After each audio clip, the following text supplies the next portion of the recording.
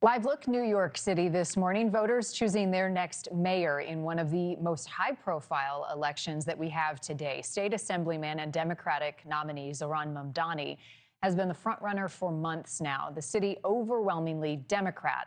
The mayoral race could be a window, though, into the future of the Democratic Party with his socialist background. Here now, Geoffrey Skelley, Chief Elections Analyst at Decision Desk HQ. Good morning to you. We just heard from Andrew Cuomo, the former governor who's running as an independent. He just cast his ballot in New York, and he says, I have momentum this morning. People are voting for me. Is he right? What are we seeing? Well, it's possible that he's right. However, I think it's really difficult to know until we start to see some vote counts tonight.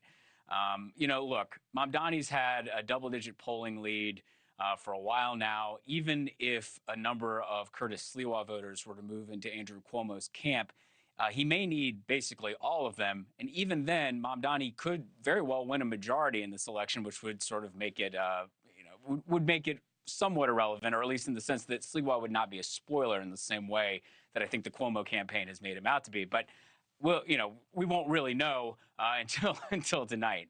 Yeah, no, we got to wait for the results, but a lot to be said about momentum right now. This race is considered, Geoffrey, as you know, a bellwether as to what will happen during the midterms next year. As you guys poll people, where are their heads at on the future of the Democratic Party, given the status of this race right now?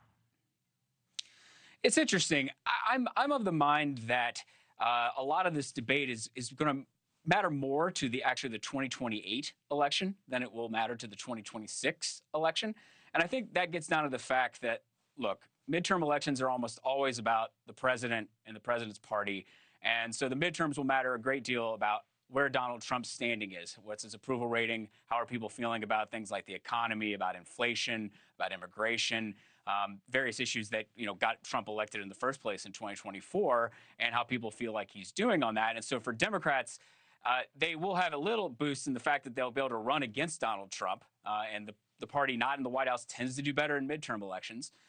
But looking ahead, though, in 2028 and sort of the future of the Democratic Party, there's clearly a debate going on between sort of more progressive forces, which I think you could align Mamdani with, and more traditional center-left, even establishment, if you want to use that word, forces within the Democratic Party. And having lost the 2024 election in the way they did, I think there are definitely concerns among Democratic leaders that going too far left will work out poorly for them. President Trump tweeting this morning on this New York race saying that any Jewish person that votes for Mamdani, a proven self-proclaimed Jew hater, is a stupid person. Will the president's endorsements, Jeff, play a big role in the outcomes today? It's interesting. I think Trump's endorsement could be both a positive and a negative for Andrew Cuomo. I think Cuomo needs some Curtis Sliwa voters to come to him, understanding that Sliwa doesn't have a chance of winning. At the same time, though, there are some Democrats that Trump is toxic to them, and if they're still debating whether to vote for Mamdani or Cuomo, that might actually push them into Mamdani's camp.